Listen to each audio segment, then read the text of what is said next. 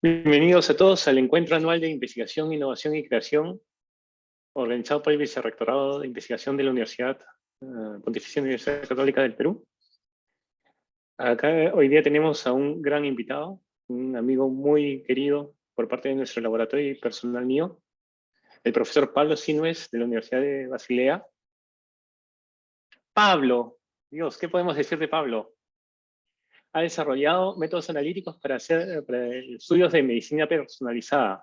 No tanto o sea, ha hecho todo. Ha hecho el equipo, ha hecho el análisis y ha hecho también el procesamiento de datos. Él hizo su licenciatura en la Universidad de Murcia, en España, y tiene un doctorado en Ingeniería Mecánica en la Universidad Carlos III de España. Durante su doctorado, inclusive hizo un viaje a la Universidad de Yale, al laboratorio del Premio Nobel del 2002, del profesor John Deffen, y trabajó con el profesor Juan Fernández de la Mora, desarrollando el sistema de ionización secundario de electrospray, además de sistemas de movilidad iónica y espectrometría de masas. Pablo ha estado en el ETH entre el 2011 al 2017 como científico senior, desarrollando todo lo que se pueden imaginar sobre el secondary electrospray ionización secundaria de electrospray, para mejorar lo que es medicina translacionada, en colaboración con el Hospital Universitario de Zúrich. Obtuvo su habilitación en química en el ETH y pertenece afiliado al Departamento de Química del ETH, como también ocupar la cátedra, es profesor en la Universidad de Basilea, con la cátedra de investigación Botnar, en el Departamento de Ingeniería Biomédica. Así que sí se pueden imaginar, es químico, ingeniero, analítico, es el Leonardo da Vinci de nuestros tiempos. Y ahora él lo que está tratando de hacer es lograr nuevos sistemas de monitoreo clínico no invasivo a través del análisis de aliento, y por esto fundó y también es investigador de la red de investigación de Zurich Exalomics. Pablo, si me he olvidado algo, disculpa, pero el piso es tuyo. Muchísimas gracias, Alfredo. Es un gran placer estar aquí con ustedes. Buenos días al Perú, buenas tardes desde aquí, desde Suiza. Y es un gran honor para mí participar en este evento. Y no solo agradezco a Alfredo, por supuesto agradezco a la Pontificia Universidad Católica del Perú. Y bueno, pues como Alfredo ha indicado, trabajo en la Universidad de Basilea, en Suiza, y lo que voy a hacer hoy es presentarles un poquito qué es lo que hemos estado haciendo durante los últimos años. Entiendo que la audiencia es un poco mixta en cuanto al background de la gente, así que intentaré hacerlo ameno, pero a ratos también entraré un poco en detalles técnicos. Y bueno, pues espero que les guste. Comienzo ya a compartir pantalla. Aprovechando que he hecho una pausa, hay un botón abajo de interpretación para que puedan seguir la charla en español. Me había olvidado eso, disculpa. Right, because I will switch to English now.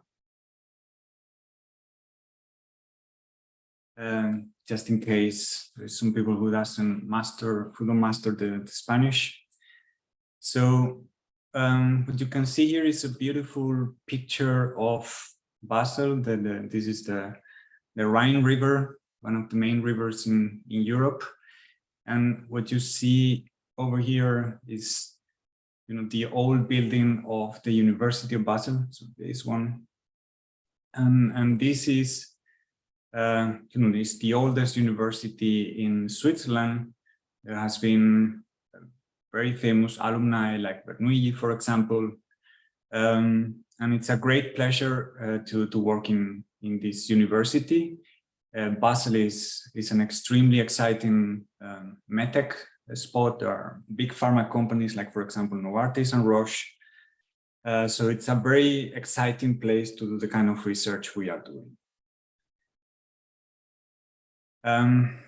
Just to set the stage here, so we are located strategically here in the heart of Europe, and in the border with France and Germany, which makes the city not only from an industrial point of view very attractive, but also from the cultural point of view. So it's a great place to come So if you're around, please just give me a ring. I'm happy to show you the ring. Okay, so let me tell you a little bit more about, I already told you about the university, and Alfredo indicated that we are working, or I'm working at the Department of Biomedical Engineering. This is the youngest department of the university, and it's very important what I'm going to tell you now. We are located or embedded in the Faculty of Medicine, and this is key because what the university decided was to put, engineers, physicists, and so on, so natural science guys, at the heart of the medical faculty, with the idea of promoting all these translational research projects.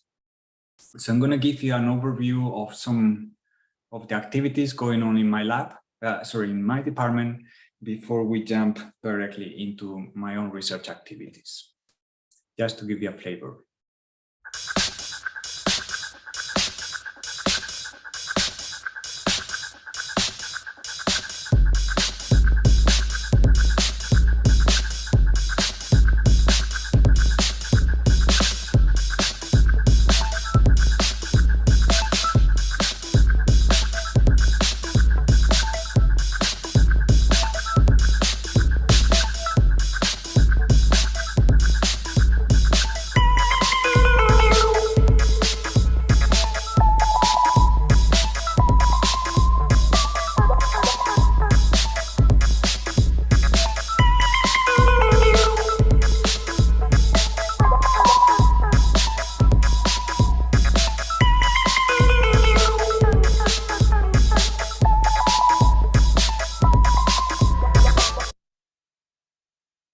So I hope this emphasized enough how important it is for us to have a direct access to patients, so we can develop all these new tools for all problems, which is essentially human diseases and things like that.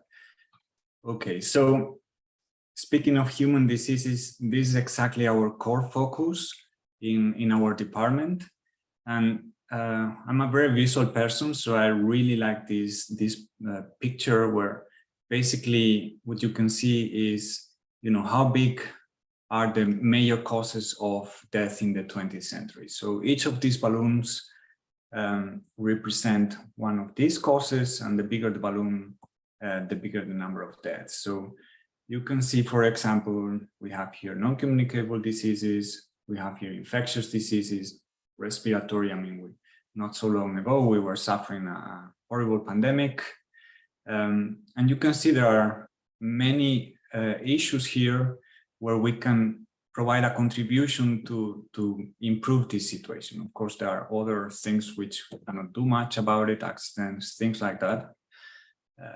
But of course, diseases are our core subject to study here. And in particular, in my laboratory, we are looking especially into neuromental illnesses. This is a big topic. Also, respiratory diseases, which is a big issue. There are some projects also in diabetes. So we are trying to tackle these issues. Now diving down a step below. So these are ongoing projects in my own lab, and basically, there are four main pillars. One is, we are trying to develop standardized procedures because we are developing new techniques. But these new techniques are based in a lab, and what we really need to do is to scale them up so people can reproduce our results, so we can run multicentric studies. Then we have an important branch here where we are looking into medication. There are certain types of medications which really require special attention, meaning that they have a very narrow therapeutic range, like, for example, anti-seizure medications. And what is special about these medications is that if you give too much, it's very toxic. If you give too low, then the patients will continue suffering the disease. And this so-called therapeutic window or range is really narrow. So it's very tricky to dose these drugs. So what we are trying to do is to help clinicians to do that properly.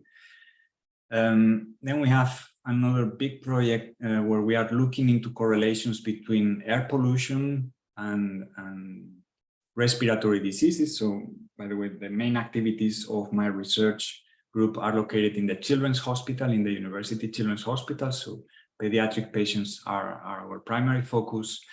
And then I will present today some results on infectious disease, in particular pneumonia. All right, so I will jump straight away into why are we looking into especially so-called volatile organic compounds, or if you want, odors. And the reason is because there is a long history correlating certain smell and with certain diseases. Like, for example, back in the times of the ancient Greece with Hippocrates, he already described many years ago, a typical rotten apple smell that he would link to diabetes. And this we know this is indeed the case. There are ketone bodies and so on, that in the acetone, you have a kind of very particular smell that he described as rotten apples that can be linked to diabetes. The same goes for urine-like smell. This is a symptom of kidney failure, what he described as fetohepaticus, liver failure, sewer-like lung abscess. So it's like, when there are bacteria around, bacteria tend to be very smelly, then it's probably a sign that there is an infection going on.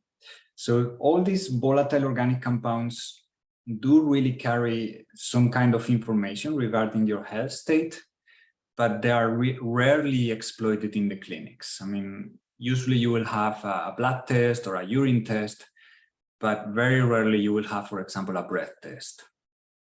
And this is what we are trying to do. To continue forward with history, now we are moving to the times of the French Revolution. You can see here Lavoisier, Antoine Lavoisier, and his wife. He's considered the father of chemistry. And you can see here one of the first experiments where they were trying to analyze exhaled breath in a human subject. So you see this person sitting here, there is a face mask. And what is going on here is that there are these two people. This guy is probably reading some instructions to this subject. This second guy is, measuring the pulse in parallel. So they are measuring multiple variables in parallel. And what we think is going on here in this apparatus is that he is exhaling, and the exhaled air goes through this vessel here. And what is going on is this simple chemical reaction. They would have potassium hydroxide, which mixed with the exhaled carbon dioxide would precipitate in potassium carbonate. So then by collecting this potassium carbonate, they would be able to infer or to understand how much CO2 this person was exhaling. So at that time, basically what they discovered was that we intake oxygen and exhale CO2, which is, of course, a very important discovery. And then if we move forward in time, now we have this paper in PNAS back in 1971 from Linus Pauling. He's a Nobel laureate. Actually, he got 2 Nobel Prizes. And this figure represents probably one of the first spectra. In this case, is a GC spectrum of exhaled substances. And then they reported at that time with this very early stage instrumentation already around 250 substances. So all these peaks represent here substances in human breath. So what this guy is indicating that is that actually there is, apart from CO2, there is a lot of information that is carried in exhaled breath. So this is, as you can see, the field is on the shoulders of very important people, Lavoisier, Linus Pauling, and so on. And that's a topic that I've been trying to follow over the last years. Apart from this evidence, what we also have is evidence from nature. There are animals with an excellent sense of smell that appear to have or to be able to detect diseases, and this is what I will present in a second in this video. This is Asher. He's a medical detection dog. Scientists are hoping specially trained dogs like Asher could be a vital help in the fight against COVID-19. The dogs have this incredible sense of smell. They have 350 million sensory receptors dedicated to olfaction. Now, us poor humans have got 5 million, and we think we can smell pretty well. Asher's remarkable nose has already been trained to sniff out a number of human diseases like cancer and malaria. Now, a joint research project with the London School of Hygiene and Tropical Medicine and Durham University is seeing whether they can detect COVID-19. We now know scientifically that diseases change body odor. And dogs are incredibly good at sniffing, and we all know that, but they're also very good at learning as well. And so they can learn the smell of a particular medical condition. We now know that dogs really can do this really well, so we're really hopeful that the dogs will be able to do this with COVID-19. Okay, so if you notice, I think it's clear there seems to be something out there. Dogs can pick it up. And as the professor already indicated, there are two key ingredients here. Dogs are very sensitive. They can smell very small quantities of these vapors, and they have a powerful brain to process all this information. And that's basically the two key ingredients that we need. We need very sensitive instrumentation, and we need, computing power to understand these patterns. Okay, but just to give you a sense of how sensitive we need to be, what you see here is the distribution of breath composition, which the majority is just nitrogen, then oxygen, bits of CO2. And what you see here is this small fraction of around 1,000 volatile organic compounds.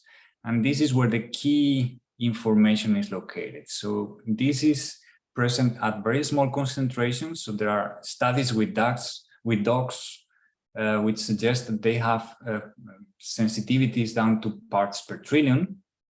And just to give you a sense of how diluted this is, 1 part per trillion would be equivalent to a tiny drop diluted in 20 swimming pools. So this is kind of the sensitivity we need to reach if we want to be as good as sniffer dogs. Now, not only that, we also need to be very selective. What you see here is an overview of the human metabolism or the metabolic pathways. These are just chemical reactions that are ongoing constantly in our cells. And when something is wrong, like a disease, then some of these pathways will be altered. So you can imagine, it's very small here, but these are all chemical structures. So we would need to be able to distinguish one from the other. So we not only need to be very sensitive, but also very selective. Now, how can we do this? Well, in our lab, what we are trying to do is to use mass spectrometry, which is a well-known, very sensitive and very selective instrumentation. Sorry. Now, the trick here is that mass spectrometers most of the times are optimized to look into liquid samples, like, for example, blood or urine in a clinical context. But what we are trying to do is to use the mass analyzers, which are really good. But what we try to do is to improve the ionization stage to optimize this for volatile organic compounds. And what we are using is this trick called secondary electrospray ionization. So this gentleman received the Nobel Prize for electrospray ionization. At that time, they were interested in ionizing very large biomolecules, much larger than volatile organic compounds. However, during their development of electrospray ionization, this would be the liquid sample that you infuse here, and then you ionize it, and eventually is analyzed here in the quadrupole mass filter. What they discover is that often they would see peaks in their mass spectrum that they were not in the liquid sample. And they quickly realized that these were just gas phase contaminants coming from the nitrogen gas line. So some plasticizers, things like that. So what it became apparent at that time as early as in the mid-80s, was that electrosprays are very, very, very efficient, not only to ionize samples from the liquid phase, but also from the gas phase. So this is kind of the trick we are using. And this is how it looks like in our laboratory. So this is a high-resolution mass spectrometer called Orbitrap. And this is the so-called secondary electrospray ionization source. And what we have here is one of our patients, and they just come and exhale through this disposable mouthpiece. And then we are analyzing all these volatile organic compounds in real time. Okay, so the first question is, yes, you have showed me here a huge metabolic network. But I mean, it's impossible that you can pick up all of these molecules here, simply because not all of them are volatile enough, or they are not present in concentrations that allow them to be detected. So first question we want to address here is, what exactly are we capturing in exhale breath with this technology? So to do so, what we did was a multicentric study. So we have 3 such instruments in 3 different laboratories, 2 in Switzerland, 1 in Basel, another one in Zurich, and another one in China. And then what we have developed is a first step of a quality control where we have a gas mixture. And then there is basically an app that we have developed whereby the operator will get a green light if the technical variability is within 20%. Then once you get the green light, then what we did was to measure a number of participants over a month or so. So we accumulated all this data in China and 2 laboratories in Switzerland. And then we did some data filtering. We were cleaning a little bit the data. And then what we had to do is we found a kind of batch effect depending on the site. This is normal in mass spectrometry, so we corrected for that. And then once this was finally cleaned, we were diving into the information. I will come in a minute into these details to try to figure out what exactly are we detecting with this technology. Okay, so these are the results of this project. Again, what we have is 3 sites, and what you see here is the results of the gas standard. So you can see here the t-square of all the measurements for our SOP. So meaning basically that if you are within these bands, the measurement is under control. And then what you see here is all the participants that we measure over all this period in 2020. So we have 25 to 30 measurements per subject. Now, next step was to look into all this data. And then the first question we are addressing here is, okay, how many features or mass spectral features or peaks do you detect in each site? And then what we found was that there were around 800 or so that were common to all participants. So this is what we call a core breath signature. What you see here is a principal component analysis representation. Basically, we are bringing all these multidimensional space into a two-dimensional space. And what we see is that we have a batch effect depending on the site. So we have to correct for that. So everything comes kind of to the same space. And then we ended up with this final data matrix where we have 255 measurements. So all these measurements from all these people, and you can see these are the 3 sites. And then we detect features in positive and negative ion mode. So there are certain molecules that prefer to be charged positively, some others in negative.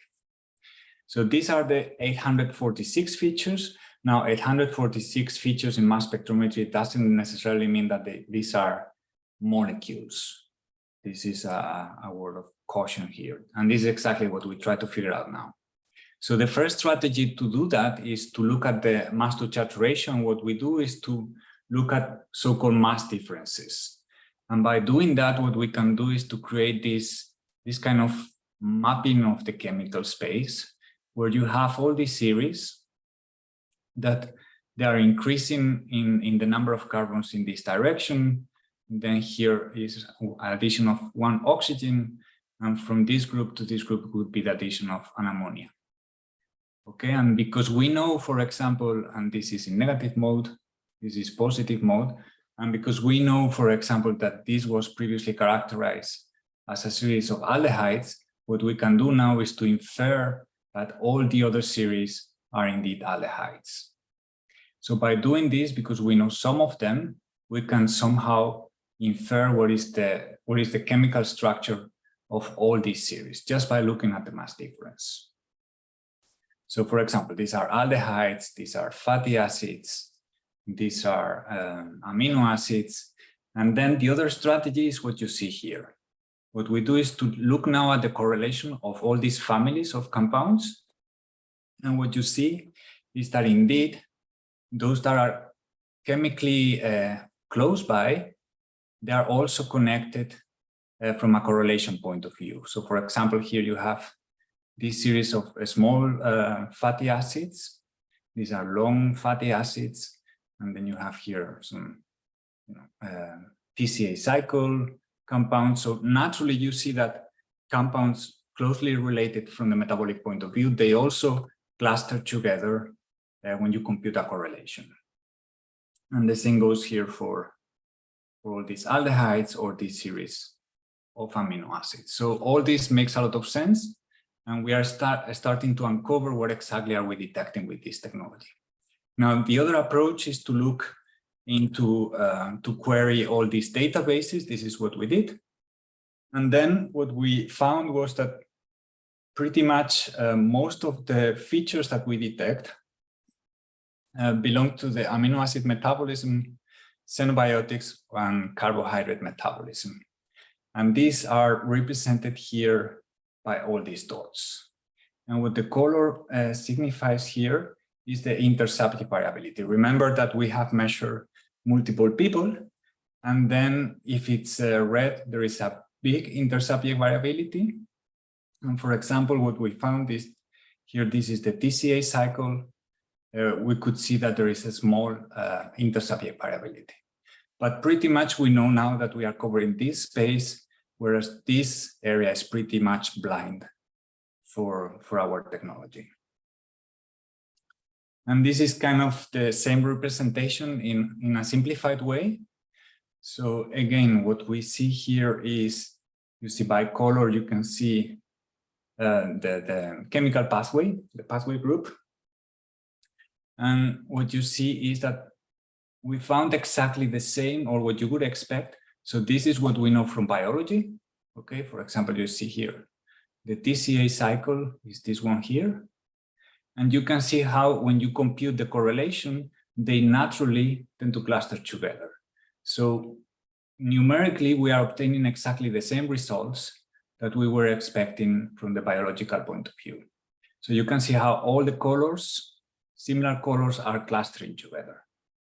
And this is very reassuring. So amino acid metabolism, carbon metabolism, and so on.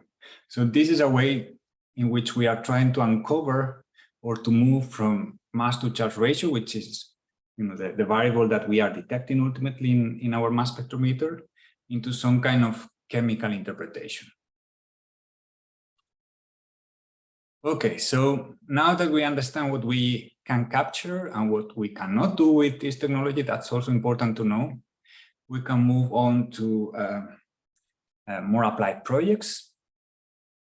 And I will jump now into this project on therapeutic monitoring.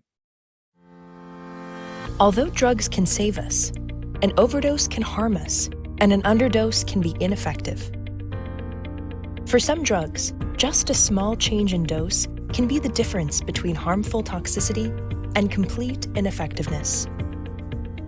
Moreover, in large portions of the population, drugs often fail to show a therapeutic effect. Over and under treatment of chronic diseases compromises patients' health and burdens public health systems. This is because a response to medication is highly specific to the individual. Various approaches to the individualization of drug dosage include the use of therapeutic monitoring of drug concentrations in the blood.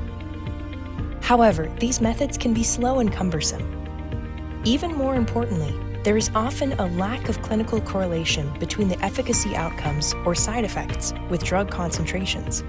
In our progression from a one-size-fits-all approach to one more individualized, we still have a long way to go. How can we solve this problem? By exhaled breath analysis.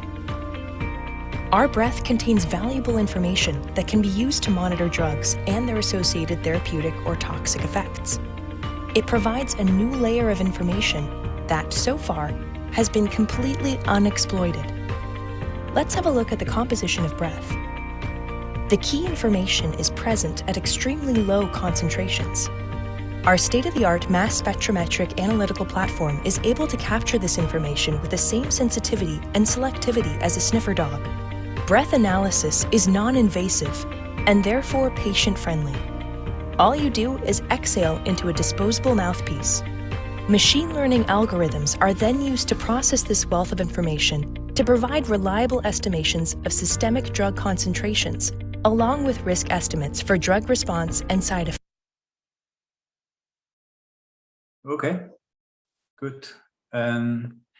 Now, one of the types of medication that require therapeutic monitoring is, just go back to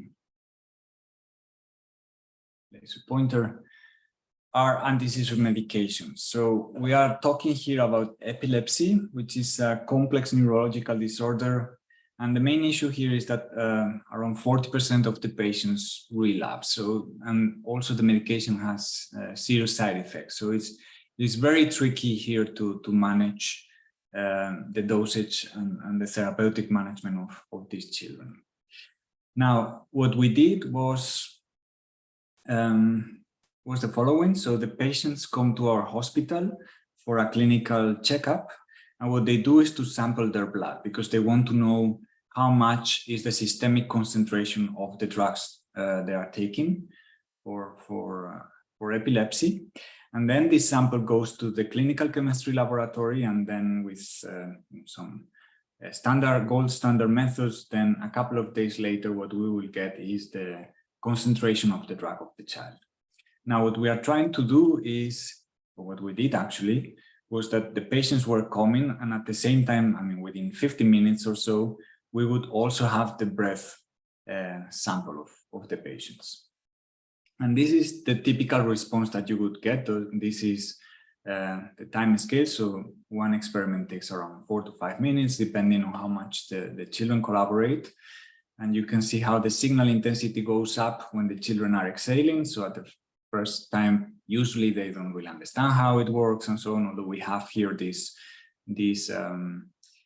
device here that helps them. It provides some kind of biofeedback, so the children can standardize the maneuver, but then immediately they understand, and we have here some replicate measurements. And this is in the time scale. When you look here in this exhalation window events at the mass to charge ratio, you can, for example, see here, this is one patient taking one particular drug, which is so-called valproic acid. And you can see how you see these very prominent peaks that are totally absent in another patient, which is who is taking medication, but not this particular medication. And in the end, what we try to do is to predict what it's coming from the gold standard from the blood measurement. But of course, the idea would be to do it in real time so that the doctors can really get this information on the same day of consultation and not a few days later. Now, this is a pretty busy slide, but gives you, I think, an overview of how complex the problem is. So what you see here, each of these rows represent one patient and one visit. So for example, we have here patient number 3, we have 8 different measurements over time. So remember, these are patients who are coming frequently to the hospital to have their blood levels checked. And what you see in this first block is whether or not they were suffering of side effects, and whether or not they were responding properly to the medication, and whether or not they have a normal or an abnormal EEG. And so, for example, when you look in general, you will see that there are many purple dots, and this is exactly the problem. So it's very common to have severe side effects or that they are not responding to the medication properly. I mean, for example, even here in visit 3 and 4, it was not okay, then it's okay again, then it's not okay again. So it's really, really complex. And what you see here is the concentration of valproic acid, which is this medication. Not all the patients are taking it, but you can see how, so the gray line is the therapeutic range. You can see that the total VPA is more or less under control for all of them. But when you look at the free fraction, so that the one that is not bound to proteins, tends to be outside of the therapeutic range. Okay, so this is just to give you an overview of how heterogeneous but representative our population is. Now, coming to the results, what we did was to basically, we started with a large number of mass spectral features, and what we did was to pre-select some features that we thought were associated to the medication, which are these ones here, these peaks. And you can see the peaks that are huge in the children taking the medication, and it's pretty much absent in the children not taking the medication. And here, well, there is an isomer which is present there.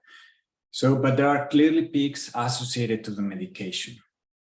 And what we did afterwards was to try to identify what these molecules are, because I mean, this is just telling you, okay, this is this peak with a mass to charge ratio 115.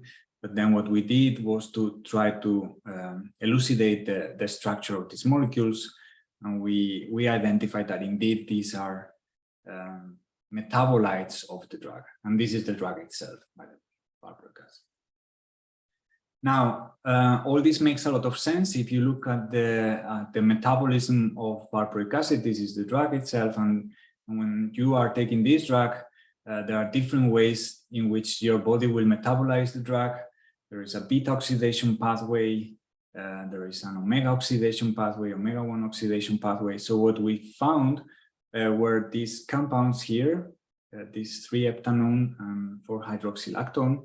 And basically what we are doing, what we can do now is to look at the ratio of these two peaks or these two molecules to have an estimation of how the children are metabolizing this. Are they preferring to go through the beta oxidation pathway or the omega-1 oxidation pathway? And then what we can do is to monitor this over time.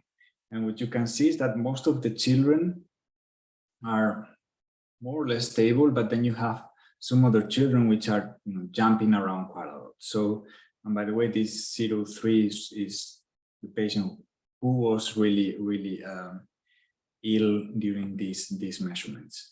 So you can see that at this point, just with one breath test, we are capable not only of detecting how much drug there is in the body, but we are also looking at the metabolites, how your liver is metabolizing this drug. Now the question is, okay, but can you actually tell me how much drug is in the bodies? And the answer is yes, we can. What you see here is the prediction of our model versus the actual serum concentration that we got from the gold standard for the total VPA. So the combination of the bound to proteins and the free one. And please note that the free fraction, which is very small, is the one that has a clinical effect. So this is the important one.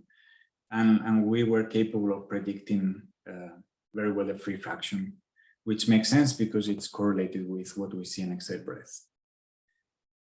So we were quite happy with this. However, the fact is that the correlation between the clinical effect and the blood concentration is not that great. As you can see, for example, here in patient number 3, she was pretty much under control when you look at the total VPA concentration, but you can see that there is a poor correlation with the clinical outcome. So what we tried to do was to look at other metabolites, because we are capturing all this information in real time. So not only the metabolites connected to the drug, to see if we could predict actually if the children are responding to the medication and if they are having side effects. And what we found is that the children not responding to the medication, they have downregulated the tyrosine metabolism, which makes a lot of sense because these are precursors of the neurotransmitter dopamine, which is known for its anti-epileptic action. So we think that because they have downregulated this pathway, they are producing less dopamine and therefore they have more seizures. And similarly, for the children not suffering of side effects, we found that mostly amino acid metabolism is upregulated in this case, and this has been linked to one of the main side effects, which is severe irritability. So what we are trying to do now is to predict, based on the signal intensity of all these metabolites, whether the children are responding to the medication or not. But here, we have to know that this is just based on some enrichment analysis, so we don't have a proof that we are actually detecting tyrosine. So this was kind of the next step, which is what I'm presenting here. So basically now we need to prove that yes, you are detecting GABA, you are detecting tyrosine, you are detecting glutamine, all these compounds that you claim that are downregulated in the children who are not responding to the medication. So what we do here is, this is the proof that these are indeed these molecules. So we have here in black the LC, the chromatographic peak of exhaled breath condensate of one of these children. And then in red is the chemical standard that we bought. And you can see that there is nearly a perfect match in the retention time. And then the fragmentation spectrum matches perfectly. So basically what we are doing here is providing evidence that we indeed detect GABA in exhaled breath and that it's downregulated in these patients. So we are now in the process of providing this very accurate and high level confidence identification of all these molecules. Now, the vision would be the following. So we have a new patient coming to the hospital, and then they just come to the breath test lab. They do this quick, non-invasive real-time test, and then they can continue with their EEGs and the usual routine checks. In the meantime, we are calculating the results, and then such a report would be pushed to the neurologist, where we are providing what is the drug concentration, the total, the free fraction, together with some risk scores for side effects and response to the medication. And with this information, hopefully the clinicians will be able to take clinical decisions, either to adjust the dose, to continue with the treatment, or change medication completely. And then this cycle continues because these are children who are coming again multiple times to the hospital. So this is not just a vision. This is actually something that we are trying to push into the market. So what we did was to generate some IP, some intellectual property. You can see some pictures here of the patents that we generated based on this research. And then once we generated these patents, then this was transferred to a startup company of the university. And I'm very happy to see that they just developed this breath test. And you can see here the report I was talking about. And this was obtained the CE marking, so the regulatory approval last year, to be used in the clinic. So you can see what I want to illustrate here is how we are moving from research in our department of biomedical engineering to real tools that end up being used in the real world in the clinics. Now, let me give you finally a flavor into another project. In this case, what we are looking at is pneumonia. So these are bacteria. As I said at the beginning already, Hippocrates noticed that bacteria are very smelly and they can be associated to respiratory diseases. And this is a pretty basic study in the sense that what we are doing here is to look at the bacteria itself growing in Petri dishes. So the setup is exactly the same. We have our sensitive mass spectrometer. And instead of exhaled breath, what we can plug in here is just this box. This is a type box where we are just infusing air here, and we are basically sniffing out everything that is produced by the bacteria as they grow in this agar plate. And that's pretty much the setup. Now, I don't think I need to stop too much into why detecting pneumonia is important. I mean, it's a #1 killer of children in the world and so on. I mean, it's a very, very nasty disease. And the question here is, okay, what is the responsible pathogen? Antibiotic resistance is a growing issue. And it would be important to understand, you know, what is the responsible pathogen if there is really a bacterial infection, which is the first question. Now, in the clinics, the way this is usually done is multifactorial. So there is X-ray, usually blood sample or even bronchoscopy, and then these specimens will be cultured for a few hours, and then it goes into a mass spectrometer. It's a different type of mass spectrometer, it's so-called multi-TOF MS. And then these will provide a kind of fingerprint that will tell apart which bacteria was present originally in the patient. So the key here is that this is a quite lengthy process. And what we are trying to do, and of course it has several consequences, what we are trying to do is to shorten this identification. Now, what we did in our study was to look into 2 different species, so Streptococcus pneumonia and Staphylococcus aureus, and within these 2 species, we even looked into different serotypes, so CO1, G2, D39, and Tiger 4. Won't enter into too many details about this, but basically, as I said, what we will do is to sample them or to plate them in an agar plate. And then in a final phase of this project, what we did was to sniff out, actually, once we understood the smell of this bacteria, we were looking into real clinical samples of patients with infections. So again, this is our sample. These are agar plates that we are monitoring over several hours, even days. And at the same time, you see here a time-lapse camera. We were taking pictures to monitor continuously the growth of the bacteria.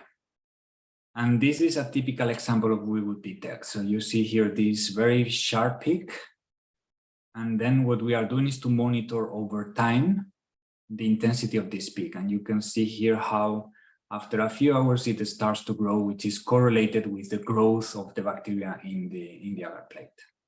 And then we did some multivariate analysis to try to identify if, you know, each of these species would have a distinct smell, so to speak. Now, first thing we need to do is to understand how sensitive we are by plating a defined number of colony-forming units. And what you can see here in black, this is the time trace of one particular ion that we detected growing or building up during the growth of this bacteria. So these are 3 blanks. By control, what I mean is just an empty agar plate, which is pretty flat. And you can see how with already in the order of 1000 CFUs, which is very little, we are already detecting a signal already around 2 hours after plating the bacteria. And in contrast, what you can see here is the image analysis. You can see after 15 hours is nearly impossible to see anything. 24 hours you can see a little bit, and 38 hours you can see the colony is growing. And when you look at the pixels taken by the camera, you can see that it really takes around 20 hours until you can detect, or you start detecting by image analysis, that there is something going on in the agar plate, whereas we could be much quicker. And this is the important bit here. Now, the question is, not only we can be very quick because we are sensitive, but we can also be selective. And this is something we illustrate here in this plot. What you can see here is several 3 to 4 replicates for G2, Staphylococcus aureus, CO11, and then these 2 Streptococcus pneumonia, and always here the negative control. And what you can see here is the signal intensity for this particular ion, that it's present only in this G2 serotype, and the same goes for all these ions. So red means high, and is pretty much absent for the others. And this is another example of another ion, which is present is common to Staphylococcus aureus, but it's totally absent in Streptococcus pneumoniae, and of course in the negative control. So very sensitive and very selective. And what we did was to finally look into some real samples. So what we received was, you can see here in this list, different specimens from patients. So for example, heart valve or lung tissue, it was very heterogeneous. So all you need to do is to put it there to sniff it out. And what you can see, the ones are positive samples. Of course, all these patients, most of them were already taking antibiotics. And you can see, for example, these ones here are clustering together. These are really positive samples, and they seem to occupy their particular space here. And this is, I mean, it's a very early study, but it really shows you that in the future, we could probably just, take the specimen out of the operation theater, sniff it out, and at least tell 0-1 whether or not there is an infection or not. And if yes, in the future would be the idea to even tell apart which is the responsible pathogen.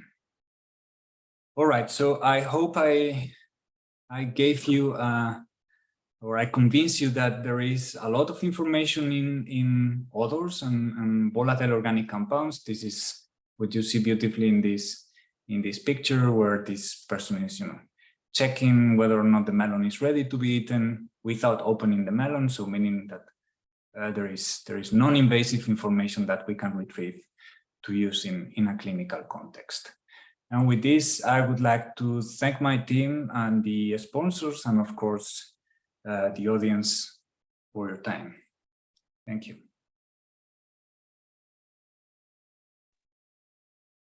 Thank you very much, Pablo. Gracias, muchísimas gracias. Nada. El piso está abierto a preguntas. Pueden levantar la mano, abrir su micrófono o escribirlas en el chat.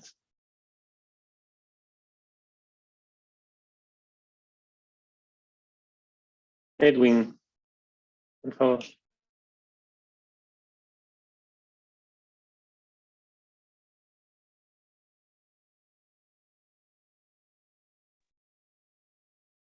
¿Puedes quitar ¿Puedes prender tu micrófono, Edwin?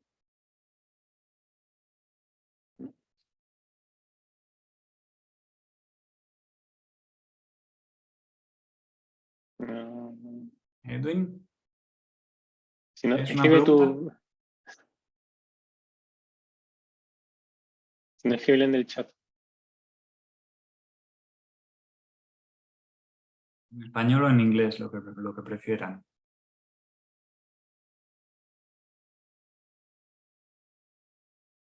Acá.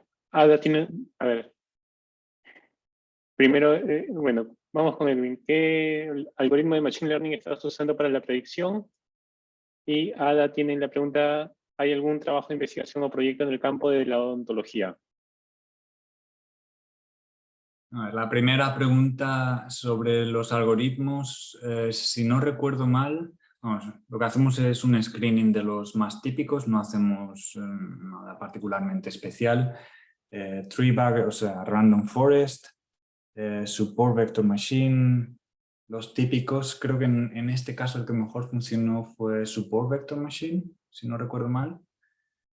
Lo que estamos tratando de hacer es a veces combinar diferentes algoritmos para producir una respuesta más accurate, más precisa.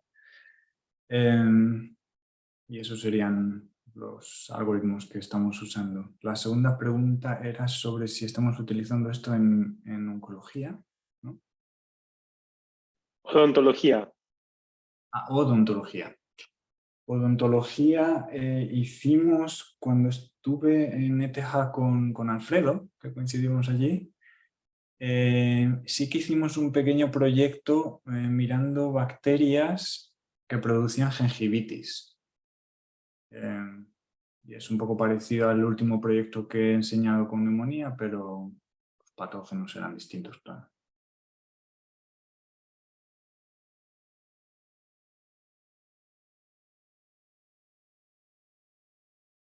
¿Alguna otra consulta?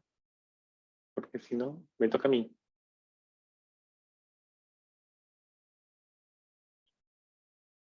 Pablo, una cosa que me llamó la atención es en el primer proyecto que tienes en el estudio multicéntrico, cuando aplicaron el batch removal, o sea, los efectos de batch. Era interesante porque la data, al final de cuentas, queda aleatoria en el PSA, o sea, en el sistema de clustering. Entonces no ves hombres o mujeres o mayores o menores, o sea, se ve todo mezclado. Significa que hay mucha data que se está midiendo que puede ser ruido de background o de otros artefactos, pero no es marcadores. Entonces, ¿cómo sacas la información que es el core del resto que es ruido? Tienes razón en que hay muchísima información y en este caso la mayor parte de la variabilidad está explicada por el espectrómetro de masas o por el centro. Entonces, ¿cómo limpiar todo ese ruido? Pues es un poco lo que estábamos explicando, lo que preguntaba Edwin. Al final hay que utilizar algoritmos de feature selection, intentando, por ejemplo, en el caso de la medicación, intentando seleccionar features o picos que están asociados con la pregunta clínica que tú tienes. Obviamente la mayoría del espectro es totalmente irrelevante para tu problema, pero hay ciertos picos que sí tienen esa información. Entonces, de manera computacional intentamos extraer esos picos. Entonces es un proceso supervisado, o sea, ya tienes una idea de cuáles pueden ser los marcadores de interés. Es supervisado, lo que no he comentado o he pasado muy por encima, y en eso tienes toda la razón. Siempre hay que hacer un estudio de validación, que es lo que hicimos en el caso de la medicación. Tenemos el otro centro en Zúrich y lo que hicimos fue predecir la concentración en sangre de los pacientes de Zúrich con los modelos que habíamos creado en Basilea. Es decir, esos pacientes nunca habían visto nuestros modelos y habían sido medidos en otro espectrómetro de masas y aún así pudimos predecirlo. Entonces, llegado a ese momento sí que tienes confianza en que lo que estás detectando no es ruido. Súper. Ada menciona, gracias por la respuesta, la enfermedad periodontal está involucrada en afecciones médicas, incluso Alzheimer. Correcto, sí. Yo estoy aquí, si ustedes tienen interés ya saben dónde encontrarme, le preguntan a Alfredo y en lo que pueda ayudar, estoy abierto de mente. Como se menciona, Pablo es excelente profesional, en verdad. Yo siempre encantado de ir a Lima. Bueno. Si no hay otra pregunta, entonces de nuevo agradecer al público oyente, a los presentes en la sala, a los que están en Facebook. Y bueno, Pablo, muchísimas gracias por tu tiempo. Gracias a ustedes por la invitación. Y nos vemos pronto, espero.